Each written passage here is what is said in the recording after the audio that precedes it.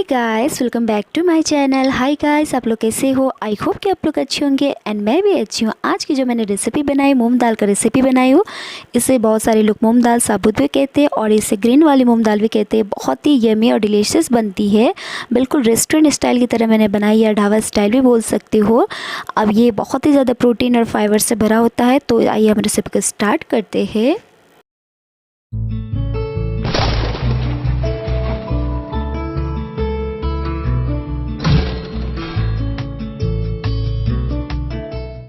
तो गाइस, आप देख सकते हो मैंने लगभग 250 ग्राम मूंग दाल को भिगो के रखा था। इसको 2 से 3 घंटा मैंने भिगोया था। इससे आप इसको रात भर भी भिंगा कर रख सकते हो। तो आप देख सकते हो मैंने इसको भिंगा अच्छी तरह से वॉश कर लिया था और मैंने कुकर में इसको डाल रही हूँ।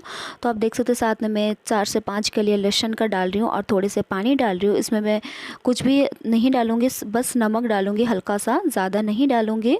तो आप देख सकते हो तब तक मैं उसको बॉईल करने रख देती हूँ। मैं मसाला जो मैंने प्रिपेयर की हूँ, तो आप देख सकते हो मैंने साबुत लाल मिर्च है, तेज़पत्ता है और टमाटर को छोटे छोटे चॉप किया। ये प्याज है, आप देख सकते हो। और ये मैं थोड़ा सा खड़ा गरम मसाला है और ये जिंजर गार्लिक का पेस्ट है।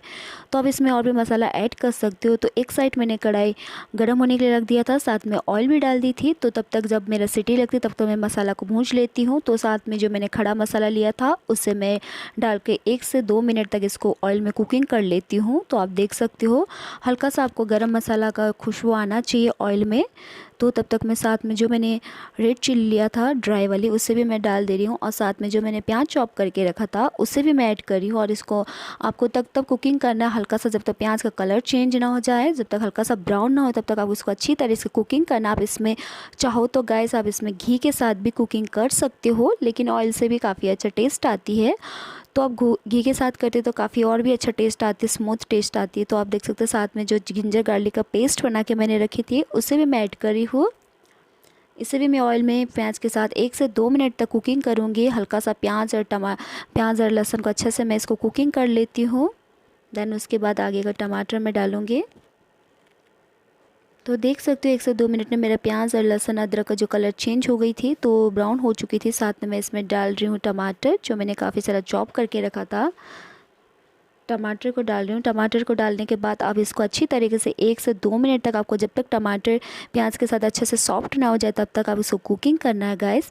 तो आपको अगर मसाला अच्छी तरीके से बन गई तो आपका दाल जो बहुत ही परफेक्ट और बहुत ही डिलीशियस टेस्ट आती है, बिल्कुल रेस्टोरेंट की तरह।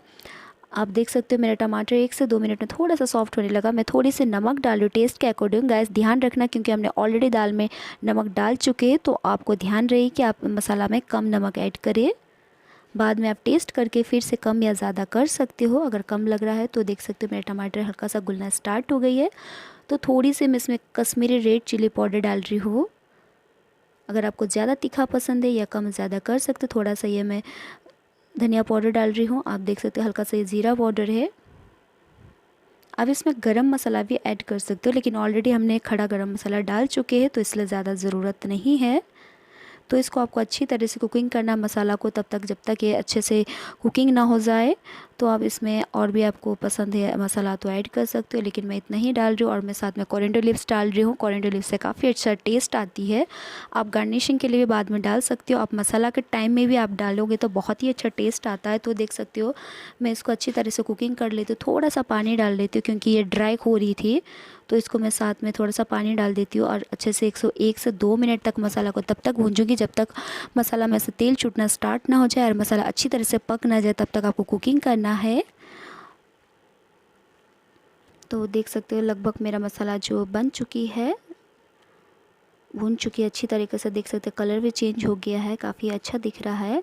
तो आपको गैस अच्छी तरह से मसाला कुकिंग करना। तो मैं थोड़ा सा शुगर डाल रही हूँ, इसलिए क्योंकि शुगर डालने से हमारा अगर टमाटर ज़्यादा खट्टा है या अगर कुछ दिक्कत है तो आपको बैलेंस बना के रखती है।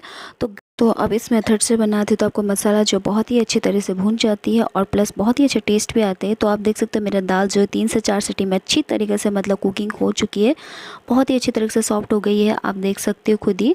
तो आपको ज़्यादा मेहनत करने की ज़रूरत नहीं है। एक साइड आप दाल बॉईल होने के लिए रख दीजिएगा, एक साइड मसाला आप बना सकते हो।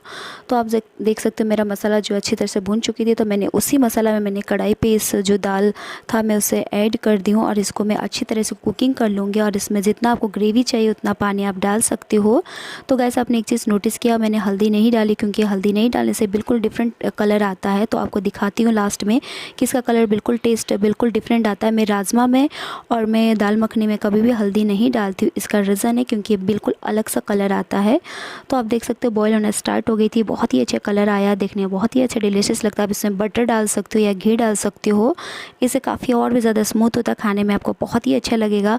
गाइस आपको अगर दाल नहीं पसंद है, अगर इस मेथड से बनाती हो तो यस गाइस बहुत ही यम्मी और डिलीशियस, बिल्कुल जब हम दाल मखनी या लाइक हम रेस्टोरेंट या ढाबा में जाके ऑर्डर करते सेम वैसे ही गाइस आप घर पर ही बहुत ही कम टाइम पे और बहुत ही यम्मी तरीक़े से बना के खा सकते हो। आई होप कि मेरी रेसिपी आपको पसंद आई। तो देख सकते हो बहुत ही अच्छी तरीके से मेरी दाल जो है बॉईल हो गई है। तो अब इसमें कम थिक या ज़्यादा कर सकते हो। तो मेरा दाल अच्छी तरह से बॉईल हो चुकी थी। तो मैं इसको सर्व करने के लिए मैं एक साइड इसको निकाल दी हूँ, आपको सर्व करके भी दिखाती हूँ। तो आप देख सकते हो मैंने एक बॉल ली हूँ सर्व करने के लिए, तो मैं आपको करके दिखाती हूँ। देख सकते हो बहुत ही अच्छा कलर भी आया है, मैंने हल्दी नहीं डाला फिर भी बहुत ही अच्छा कलर आया है। तो इस तरीके से आप बनाते हो तो आपको आई होप कि बहुत ही ज़्यादा पसंद आएगी। तो देख सकते हो मैं इसको सर्व करके आपको अच्छी तरह से दिखाने की कोशिश कर रही हूँ। आई होप कि मेरी रेसिपी पसंद आए तो प्लीज़ हमेशा की तरह अगर मेरे चैनल फर्स्ट टाइम है तो प्लीज़ मेरे चैनल को लाइक करना, कमेंट करना, शेयर करना बिल्कुल भी ना भूलेगा। तो मेरे वीडियो को देखिए, तब तक आप लोग एंजॉय करिए। तो देख सकते हो गाइस मैं इस तरह से आपको थोड़ा सारा चीज़ सर्व करके दिखा देती हूँ, और मैंने ऊपर में गार्निशिंग के लिए कॉर्नटो लीव्स डाला था। तो आप इसको राइस के साथ या आप इसको रोटी के साथ, पराठा के साथ, किसी भी साथ सर्व कर सकते हो। आई होप कि आपकी मेरी रेसिपी हमेशा की तरह पसंद आए। तो प्लीज़ हमेशा की तरह पसंद आए तो अपने फीडबैक कमेंट करके ज़रूर बताना। तो देख सकते हो मैं आपको सर्विस स्पून के हेल्प से मैं आपको इसको चला के दिखा रही हूँ कितना मैंने थिक बनाई, ज़्यादा थिक नहीं बनाई। तो मैं इसको राइस के साथ बनाई थी इसलिए मैंने ज़्यादा पतला नहीं की हूँ, थिक भर का की हूँ। अगर आप रोटी से खा रहे हो तो आप ज़्यादा कम या कर सकते हो, आपको जैसा पसंद आप कर सकते हो। आई होप कि हमेशा की तरह पसंद तब तक के लिए bye bye, love you guys.